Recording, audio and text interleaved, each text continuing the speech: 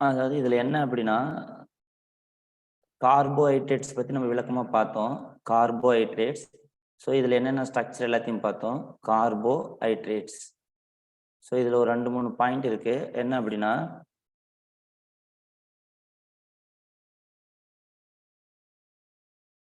இந்த types of protein, அதாவது புரதங்களின் வகைப்பாடு. இப்ப நம்ம கார்போஹைட்ரேட்ல எல்லா பாயிண்ட்டும் பார்த்தாச்சு. இதுல குளுக்கோஸ், ஃப்ரக்டோஸ் இதனுடைய ஸ்ட்ரக்சரல் எலுசிடேஷன் சொல்லுவாங்க. அது எப்படி வருது, என்னென்ன ரியாக்ஷனு, அதனுடைய ஆல்ஃபா, பீட்டா, அப்புறம் அதனுடைய டைசாக்கரைட், பாலிசாக்கரைட் எல்லாத்தையும் பார்க்கணும். இந்த புரோட்டீன்ல மட்டும் நம்ம ஸ்ட்ரக்சர் மட்டும் தான் பார்த்தோம். இந்த புரோட்டீன்ல ஆல்ஃபா அமினோ ஆசிட்ஸ்ன்றது புரோட்டீன் நம்ம பார்த்தோம். Alpha amino acids. இதுல ஒரு 20 இருக்கு. இதுல வந்து 10 வந்து எசென்சியல் அமினோ ஆசிட்ஸ், 10 வந்து நான் எசென்சியல் அமினோ ஆசிட்ஸ். ஸோ இதுதான் நம்ம GA, SC, TP இப்படின்னு வச்சோம். ஓகேவா? ஸோ இந்த ஐடியா படிச்சோம். இதுல என்ன அப்படின்னா, டைப்ஸ் ஆஃப் புரோட்டீன் ஒன்று இருக்கு. அதாவது இலை புரதங்கள். புரோட்டீனே வந்து 2 டைப்பா இருக்கு. ஒன்று வந்து இலை புரதங்கள்னு சொல்லுவாங்க. ஃபைப்ரஸ் புரோட்டீன், இலை புரதங்கள்னு பேரு. இலை புரதங்கள். ஸோ இந்த இலை புரதங்கள்னா யார் யார் அப்படின்னா, எக்ஸாம்பிள் வந்து கரோட்டின், கொலாஜன். இந்த எக்ஸாம்பிள் அடிக்கடி கேட்பாங்க. இதெல்லாம் நீட்ல கேட்கிற கொஸ்டின். புரோட்டீனுடைய ஆல்ஃபா அமினோ ஆசிட்ஸ் எல்லாம் நம்ம பார்த்தோம். ஃபைப்ரஸ் புரோட்டீன்றது வந்து கரோட்டின், கேரட்ல இருக்குன்னு சொல்லுவீங்க இல்லையா, கரோட்டின். அது கரோட்டின். அதே மாதிரி கொல்லாஜன், கொல்லாஜன். ஸோ இது என்னன்னா, இதெல்லாம் புரோட்டீனு. இது வந்து இலை புரதங்கள்னு சொல்லுவாங்க. ஃபைப்ரஸ்னா நார் மாதிரி இருக்கிறது, இலை புரோட்டீன். அடுத்த 2வது பாயிண்ட் வந்து பாத்தீங்கன்னா, குளோபுலார் புரோட்டீன். குளோபுலார் புரதங்கள்னு சொல்லுவாங்க.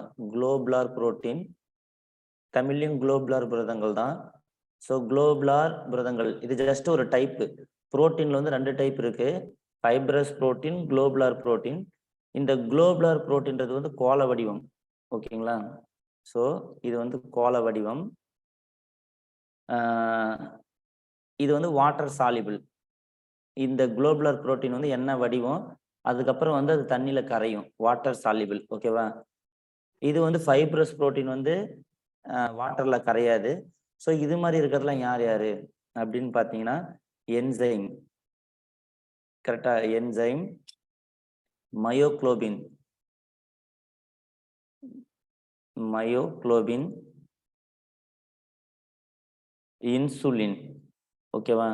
ஸோ இன்சுலின் அந்த சுகருக்குலாம் வருதுல்ல, அந்த இன்சுலின் தான். ஸோ என்ன ஐடியா அப்படின்னா, இப்போ நமக்கு இந்த இந்த எக்ஸாம்பிள் மட்டும் தெரிஞ்ச போதும். அதாவது புரோட்டீன் வந்து இலை புரதங்கள்னு ஒரு டைப் இருக்கு. குளோபுலார் புரோட்டீன் இருக்கு. குளோபுலார் புரோட்டீன்றது கோள வடிவம், வாட்டர்ல கரையும். இலை புரதங்கள்ன்றது வாட்டர்ல கரையாது. கரோட்டின், கேரட்ல இருக்கிறது. கொல்லாஜன் அப்படின்னு ஒரு அமினோ ஆசிட்ஸ் இருக்கு. இது எல்லாமே அமினோ ஆசிட்ஸ் தான். Enzyme, myoglobin, insulin. ஓகேவா? இதெல்லாம் வந்து குளோபுலார் புரோட்டீன் சொல்லுவாங்க. இந்த டைப்ஸ் தெரிஞ்சுக்கணும். அடுத்தது வந்து ஸ்ட்ரக்சர் ஆஃப் புரோட்டீன். எனக்கு இது தெரிஞ்சா போதும். இந்த புக்ல எக்ஸாம்பிள் பண்ணியிருக்காங்க இல்லையா, இந்த 3 இதுவும் தெரியணும். கரோட்டின், கொல்லாஜன் வந்து இலை புரதங்கள். மற்ற 3ம் இப்போ எக்ஸாம்பிள் வந்து நம்ம 2 ஞாபகம் வச்சுட்டா போதும். கரோட்டின், கொல்லாஜன்னா ஃபைப்ரஸ் புரோட்டீன். குளோபுலர் புரோட்டீன்னா இன்சுலின். அடிக்கடி இது கேட்கறதுக்கான வாய்ப்புகள் இருக்கு. Insulin, enzyme, myoglobin. ஓகேவா? ஸோ அந்த மாதிரி நீங்க கன்சிடர் பண்ணிக்கலாம். இது புரிஞ்சுதா? ஸோ டைப்ஸ் ஆஃப் புரோட்டீனா 2 டைப் இருக்கு. இது கிளியர் எல்லாருக்கும்? Yes sir. Yes sir. Example அடிக்கடி இந்த டைப்ஸ் எக்ஸாம்பிள் கேட்கறதுக்கு வாய்ப்பு இருக்கு. அதுக்கடுத்தது ஸ்ட்ரக்சர் ஆஃப் புரோட்டீன், புரதங்களின் அமைப்பு.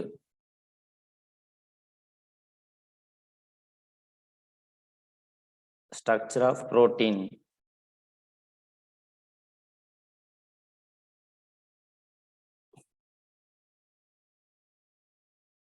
அதாவது புரதங்களின் வடிவமைப்பு அல்லது புரதங்களின் அமைப்புன்னு சொல்லுவாங்க. புரதங்களின் அமைப்பு. இந்த புரதம் வந்து எப்படி இருக்கு? இப்போ நம்ம ஆல்ஃபா அமினோ ஆசிட்னு சொல்றோம் இல்லையா, அந்த புரதங்களின் அமைப்பு எப்படி இருக்கு அப்படின்னு சொல்லிட்டு கேட்குறாங்க. இதுல வந்து பாத்தீங்கன்னா ஒரு 4, 5 டைப்பா சொல்றாங்க. முதல் நிலை அமைப்பு. அந்த அமினோ ஆசிட்ஸ் மட்டும் இருக்கிறது முதல் நிலை அமைப்புன்னு சொல்லுவாங்க. அடுத்தது 2ஆம் நிலை அமைப்பு. செகண்டரி ஸ்ட்ரக்சர் சொல்லுவாங்க. 2ஆம் நிலை அமைப்பு. இந்த 2ஆம் நிலை அமைப்புல 2 டைப் இருக்கு. ஆல்பா சுருள், பீட்டா சுருள்னு இருக்கு.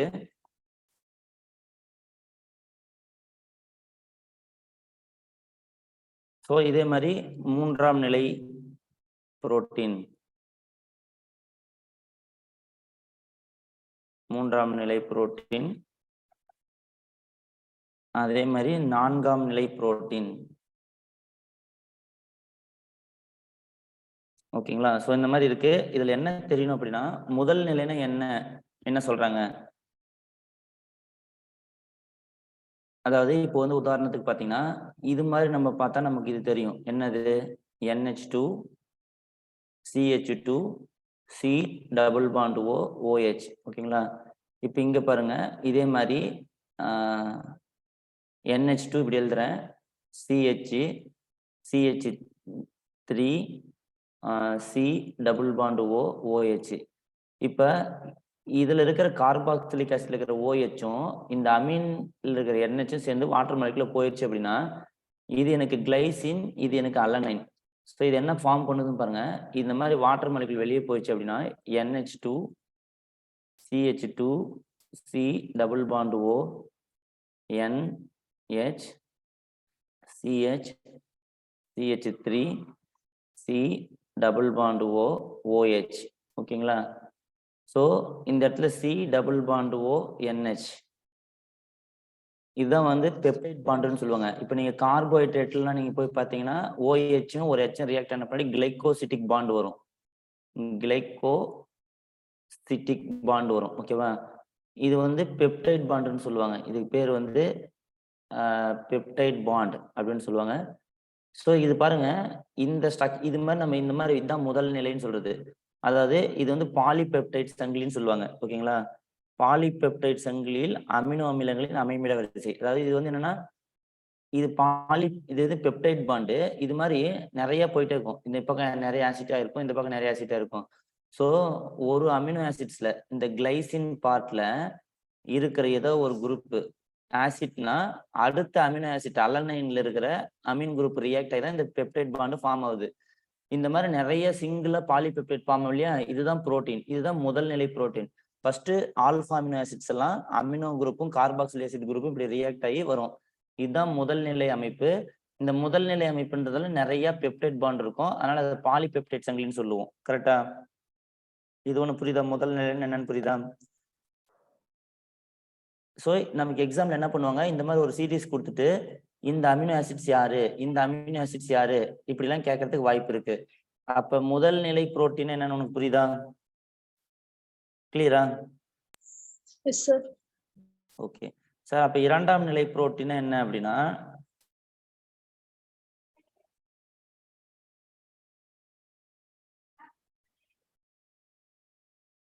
அதாவது இந்த மாதிரி இருக்கிறது. இப்ப நீங்க ஃபர்ஸ்ட் இந்த மாதிரி இருக்குல்ல, இப்ப இது ஒரு பெப்டைட்னு வச்சுக்கோங்க. இது எப்படின்னா, இந்த மாதிரி இங்க NH2 இன்னொரு இதே மாதிரி இன்னொரு பெப்டைடு. ஸோ இதுக்கு இடையில இருக்குது இல்லைங்களா, இந்த மாதிரி இதுக்கு இடையில இருக்கிற அமினோ அமில மூலக்கூறுகள், இந்த மாதிரி ஒரு அமினோ அமிலம் இன்னொரு அமினோ அமிலம், அதாவது இந்த ஃபர்ஸ்ட் செயின் மாதிரி இந்த செயின், அடுத்து இன்னொரு செயின் இதே மாதிரி இருக்குது. ஸோ இப்படி ஸ்டாண்ட் மாதிரி ஃபார்ம் பண்ணுது. ஓகேங்களா?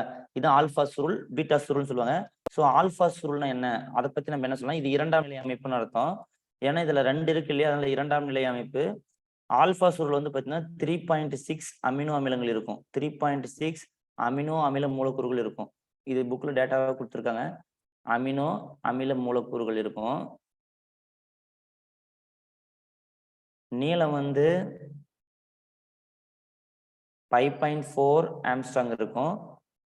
புரோலின்றது வந்து இடைமுறிவை உருவாக்கும். புரோலின் அப்படின்ற நம்ம ஒரு அமினோ அமிலம் இருக்கு இல்லையா, இப்ப இந்த செயின் வந்து இங்க கட் ஆகணும் அப்படின்னா இந்த புரோலின் வந்து அந்த இடைமுறிவை உண்டாக்கும்.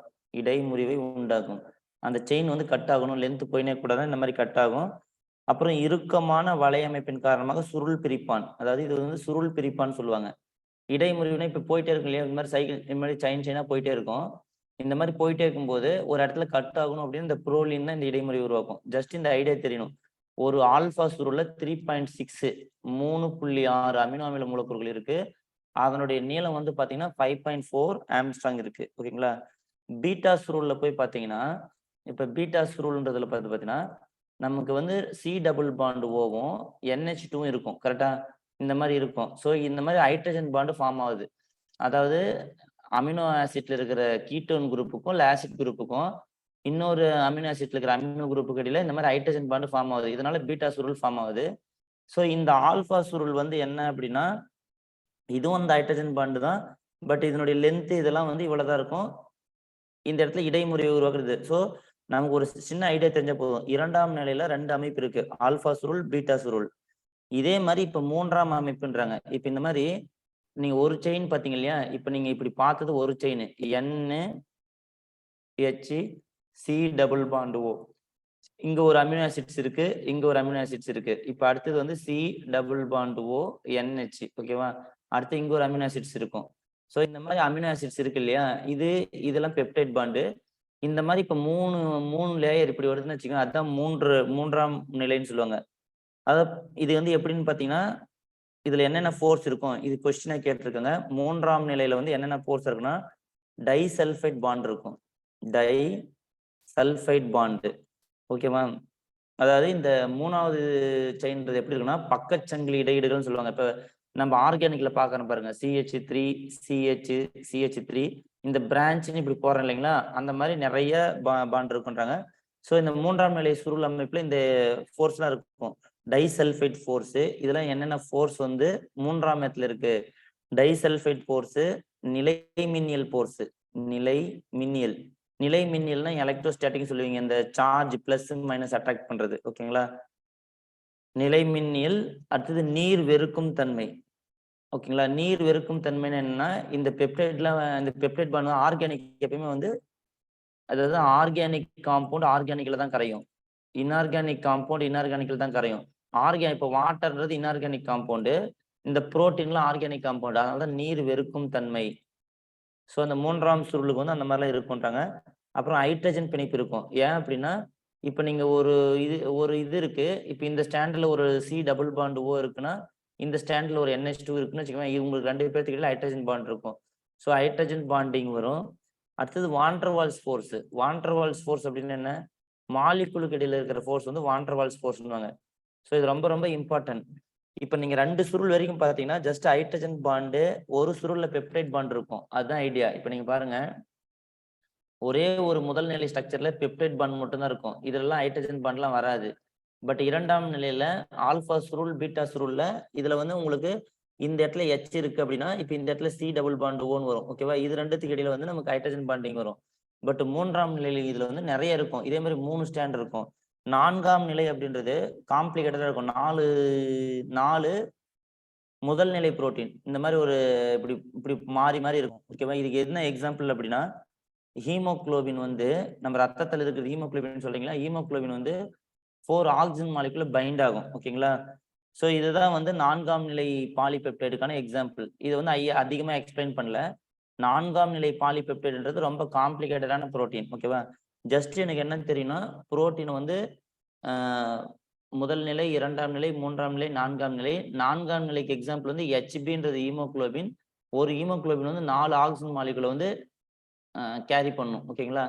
அதே மாதிரி இந்த 3ஆம் நிலையில வந்து எந்தெந்த ஃபோர்ஸ்லாம் ஆக்ட் ஆகும்? இப்ப 3 செயின் சேருது அப்படின்னா, டைசல்ஃபைட், நிலை மின்னியல், நீர் வெறுக்கும் தன்மை, இந்த ஃபோர்ஸை வந்து கொஸ்டின் கேட்டிருக்காங்க.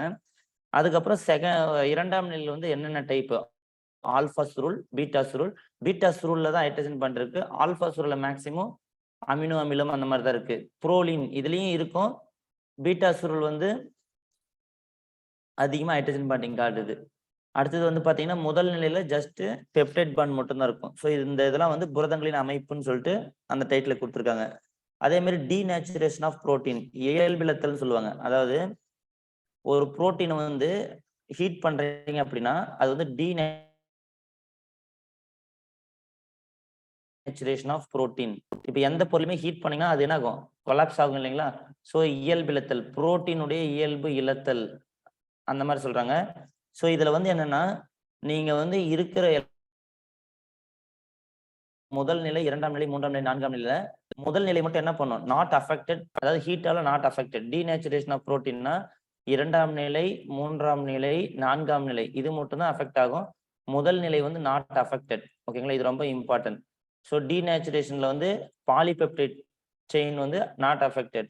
இந்த ஆல்பா சுருள், பீட்டா சுருள், 3ஆம் நிலை, 4ஆம் நிலை இது மட்டும் தான் அஃபெக்ட் ஆகும். கரெக்டா? அதே போல் லிப்பிட்ஸ்னு ஒன்று இருக்கு. லிப்பிட்ஸ் இதெல்லாம் வந்து புரதங்களுடைய அமைப்பு. இவ்வளவு தெரிஞ்ச போதும். என்னன்னா முதல் நிலையில் என்னென்ன ஃபோர்ஸ் இருக்கு, இரண்டாம் நிலையில டைப்ஸ் என்ன, மூன்றாம் நிலையில என்னென்ன ஃபோர்ஸ், நான்காம் நிலைன்றது ஹீமோகுளோபின் பைண்ட் வித் ஆக்சிஜன். ஓகேங்களா? நீங்க ஆக்சிஜனை மூக்கு வழியா சுவாசிச்ச உடனே அந்த ஆக்சிஜன் எப்படி உடம்பு ஃபுல்லா கேரி ஆகுது அப்படின்றது இந்த ஹீமோகுளோபின் வழியா தான் கேரி ஆகுது. ஓகேங்களா? ஹீமோகுளோபின் தான் நம்ம ரத்தத்துல நம்ம எல்லா மயோகுளோபின்றது ஸ்டோர் பண்ணுது. மயோகுளோபின் ஸ்டோர் பண்ணிட்டு MO2 அப்படின்னு வரும். இது மயோகுளோபின் ஹீமோகுளோபினுக்கு வந்து கடத்தும். மயோகுளோபின்றது திசுவுல ஸ்டோர் பண்ணும். ஆக்சிஜன் ஸ்டோரேஜ்னு சொல்லுவாங்க. இது ஆக்சிஜன் கேரியர்னு சொல்லுவாங்க. கரெக்டா? ஜஸ்ட் ஐடியா தெரிஞ்சா போதும். இது 4ஆம் நிலை புரோட்டீன் அப்படின்றது போனா போதும். டீநேச்சுரேஷன் நடக்குள்ள முதல் நிலை அமைப்பு வந்து அஃபெக்ட் ஆகாது அப்படின்னு சொல்லுவாங்க. இது கிளியரா?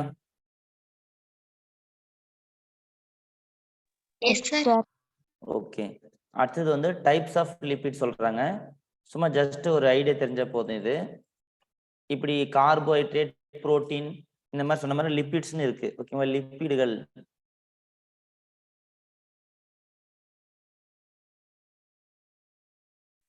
மூணு டைப் இருக்கு. லிப்பிடுகள் அப்படின்னா என்னன்னா எளிய லிப்பிடு,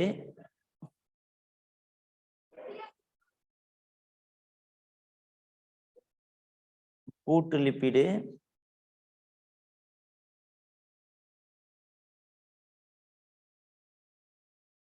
வருவிக்கப்பட்ட லிப்பிடு. ஓகேங்களா? ஸோ இப்போ வந்து லிப்பிடுன்னு பார்த்தீங்கன்னா கொழுப்பு அமிலம். ஓகேங்களா? ஃபேட்டி ஆசிட்ஸ்ன்னு சொல்லுவாங்க. அமினோ அமிலம் வேற, கொழுப்பு அமிலம் வேற. ஃபேட்டி ஆசிட்ஸ் கொழுப்பு அமிலம் பிளஸ் கிளிசரால். ஓகேங்களா? கிளிசரால் இது ரெண்டும் இருக்கிறது தான் லிப்பிட்னு சொல்லுவாங்க. ஓகேங்களா? கொழுப்பு அமிலம் அப்படின்னு என்ன சார் அப்படின்னா ஃபேட்டி ஆசிட்ஸ்ன்னு சொல்லுவாங்க.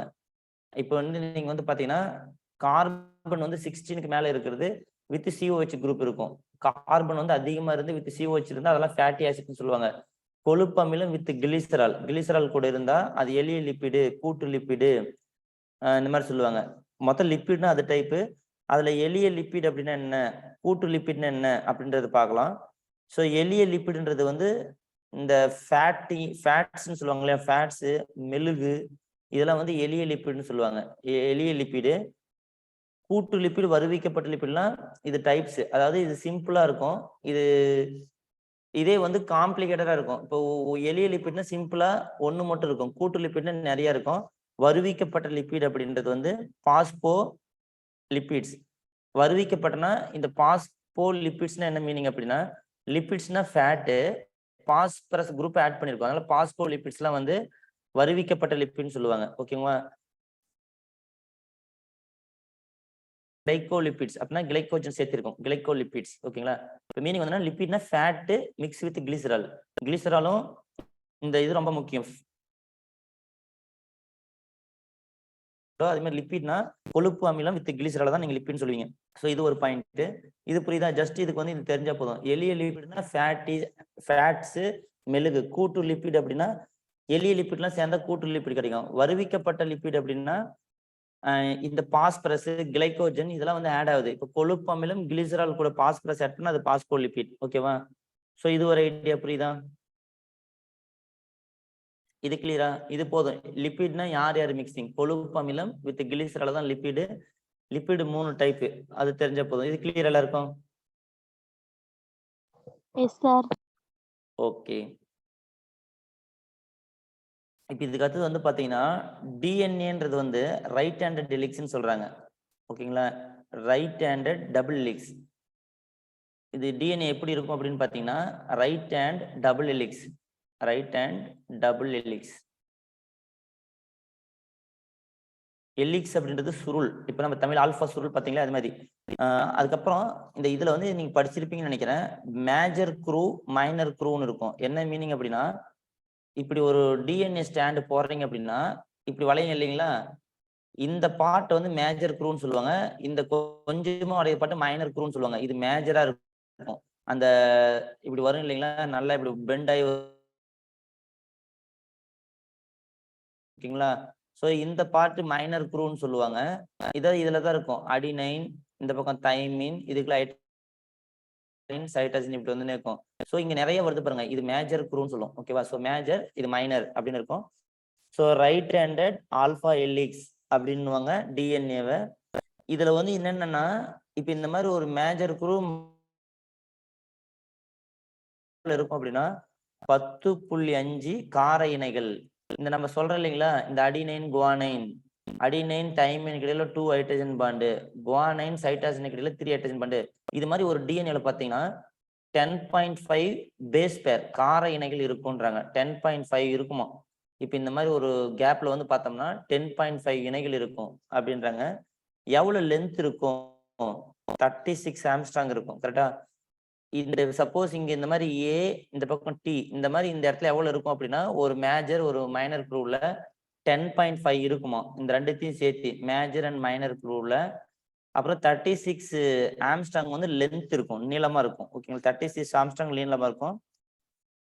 அடுத்து 3.4 தொலைவா இருக்கும். ஓகேவா? லென்த் வந்து 3.4 ஆம்ஸ்ட்ராங். அதாவது 36 ஆம்ஸ்ட்ராங்ன்றது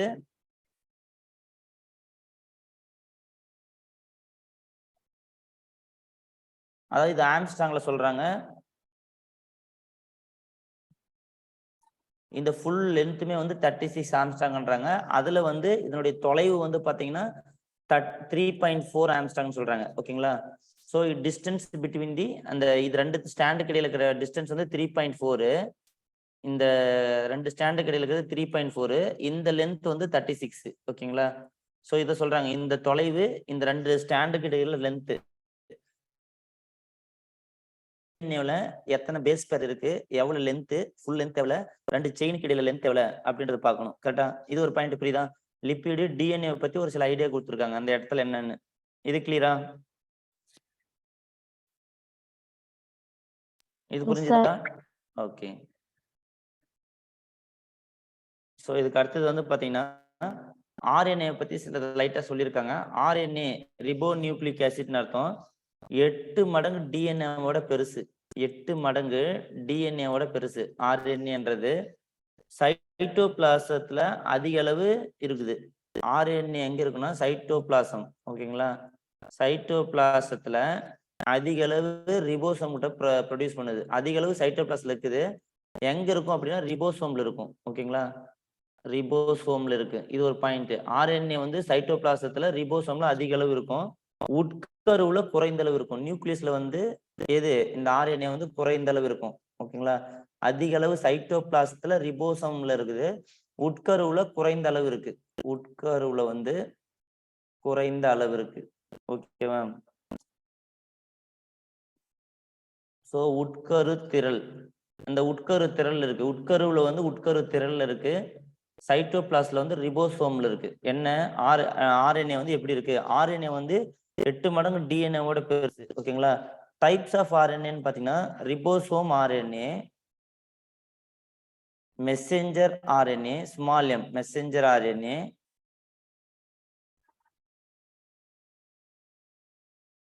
டிரான்ஸ்ஃபர் ஆர்என்ஏன்னு சொல்லுவாங்க. அதாவது இந்த இது வந்து என்ன ரிபோசோம் ஆர்என்ஏ, ரிபோசோம்களின் ரிபோசோம்ல இருக்கு இல்லைங்களா, அங்க நடக்கிற புரத தொகுப்புக்கெல்லாம் இதுதான் காரணம். ரிபோசோம்களின் புரத தொகுப்புக்கு இதுதான் காரணம்.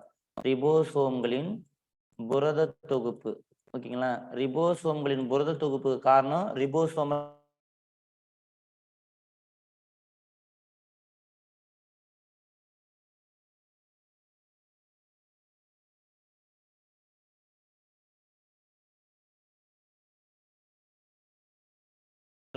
இது ரொம்ப இம்பார்ட்டன்ட். எந்தெந்த இதுல யார் யார்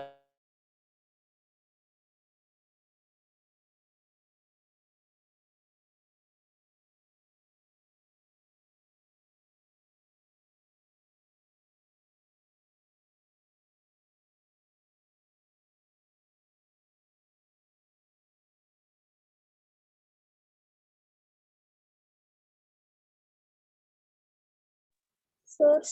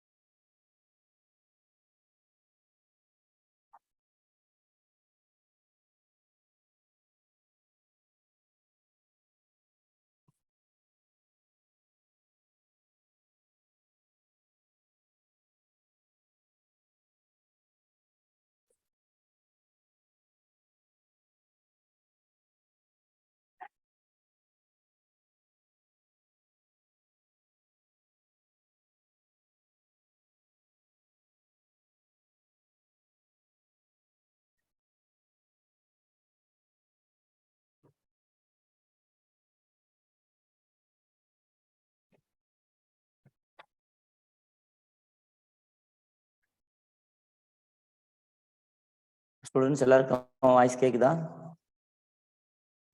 Yes, sir. Okay.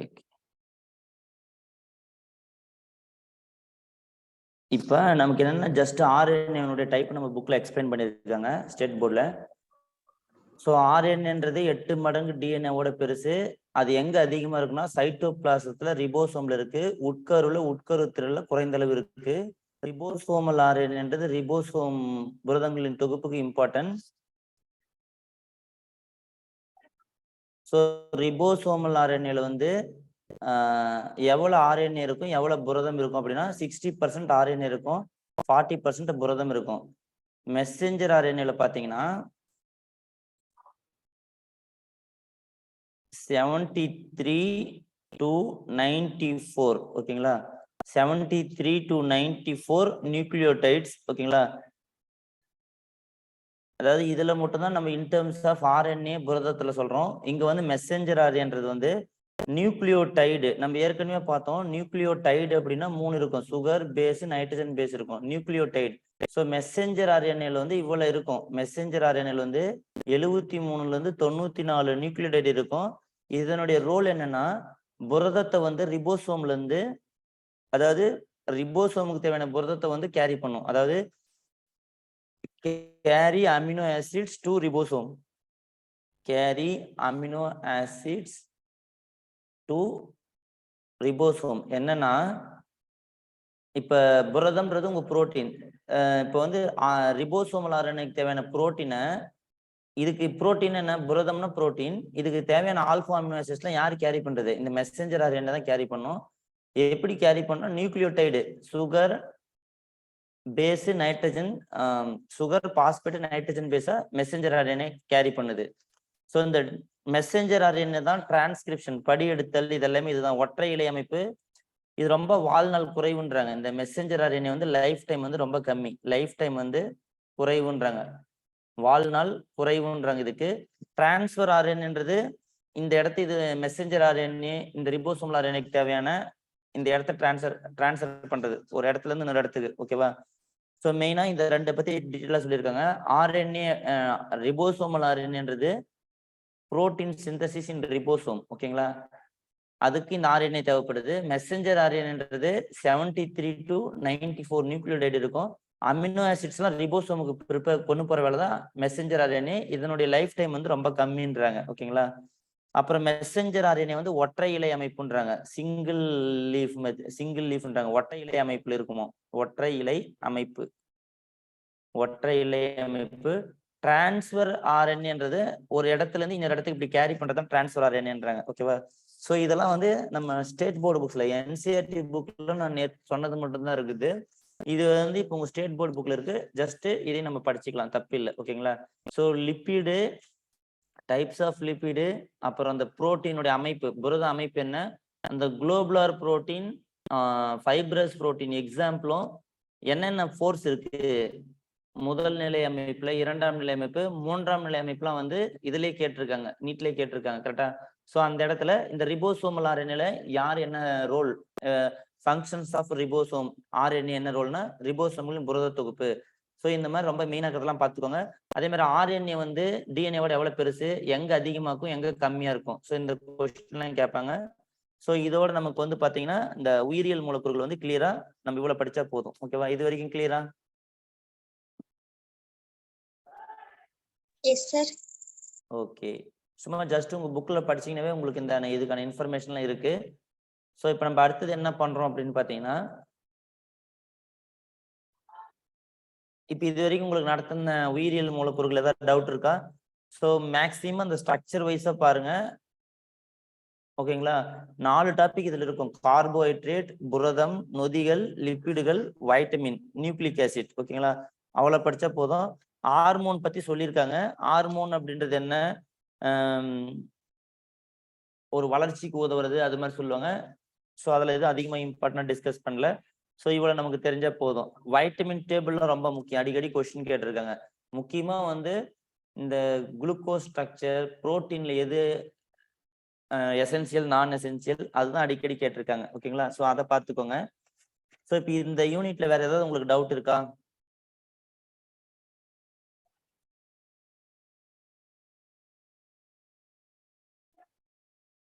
Okay. So நம்ம அடுத்தது இப்போ நான் எதுவும் டவுட் இருந்தால் சொல்லுங்க, இல்லைன்னா நான் டிஎன்எஃப் நடத்துறேன். ஓகேங்களா? ஏன்னா டிஎன்எஃப் அடுத்தது நம்ம பார்க்குறோம். ஸோ இது வந்து இப்போ ஒரு டிஎன்எஃப் பார்த்தோம்னா நமக்கு ஒரு ஐடியா கிடைக்கும். இந்த இன்ஆர்கானிக்ல கடைசி டாபிக்கும் எஸ் பிளாக்கு கொஞ்சம் பார்த்துட்டோம்னா ஒரு ஐடியா தெரியும். ஸோ டிஎன்எஃப் நடத்துறேன். அதில் உங்களுக்கு ஏதாவது டவுட் இருந்தால் உயிரியல் மூலக்கூறுகளை கேளுங்க. ஏதாவது டவுட் இருக்கா? ஏதாவது ஸ்ட்ரக்சர் புரியல?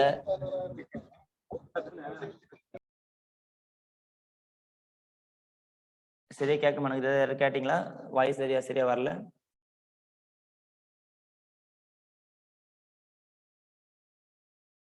Sir previous year question solve பண்ணிக்கோங்க சார். ஓகேம்மா, நான் இன்னைக்கு ப்ரீவியஸ் இயர் கொஸ்டின் என் கையில் இப்போ இல்லை. நான் நெக்ஸ்ட் கிளாஸ்ல வந்து அதை நான் சால்வ் பண்ணி தரேன். அதே மாதிரி இப்போ இந்த வீக் நம்ம பயோமாலிகுல் மட்டும்தான் டெஸ்ட் வரும். அதை நீங்க இது பண்ணுங்க. அது கூட சேர்த்து நான் previous year question first discuss பண்ணிட்டு அப்புறம் நம்ம கொஸ்டின் டிஸ்கஸ் பண்றேன். ஓகேவா? உங்களுக்கு ஒரு ஐடியா கிடைச்சிரும். இன்னைக்கு ஃப்ரைடே, சாட்டர்டே, சண்டே உங்களுக்கு வர டெஸ்ட்ல பயோமாலிகுல் மட்டும்தான் வரும். பயோமாலிகுல் வந்து கார்போஹைட்ரேட்டை விட்டுட்டு வைக்கலாமே, இல்லை கார்போஹைட்ரேட் சேர்த்து எழுதுறீங்களா? போன டைம் நான் கார்போஹைட்ரேட் கொடுத்துட்டேன். அதை சேர்த்து எழுதுறதுனா அதை சேர்த்து வைக்கிறேன், இல்லை நீங்க அதுக்கு பின்னாடி இருக்கிறதுனால வைக்கலாம். ஓகே, அது நம்ம ஃபுல்லாவே எழுதுங்க. எப்பதான் நீங்க படிப்பீங்க. கார்போஹைட்ரேட் விட்டு அந்த ஸ்ட்ரக்சர்லாம் மறந்துடுவீங்க. ஸோ ஃபுல்லா நம்ம ஒரு 25 கொஸ்டின் கொடுக்குறேன். நெக்ஸ்ட் நான் மண்டே எடுக்கக்குள்ள உங்களுக்கு வந்து அந்த இது சொல்லிடுறேன். இந்த இயர் வந்து என்ன 2022ல என்ன கொஸ்டின் கேட்டாங்க பயோமாலிகுல்ன்றது எழுதலாம். கரெக்டா? Yes sir. ஓகே, சரிம்மா. வேற ஏதாவது சொல்லுங்க சார். இந்த ரெக்கார்டிங் ஸ்டாப் பண்ணிட்டு அடுத்த சாப்டர் ஆரம்பிக்கும் போது திருப்பி ஸ்டார்ட் பண்ணுங்க சார். ரெக்கார்ட் ஸ்டாப் பண்ணிட்டு திருப்பி ஆன் பண்ணுங்க. Okay okay sir.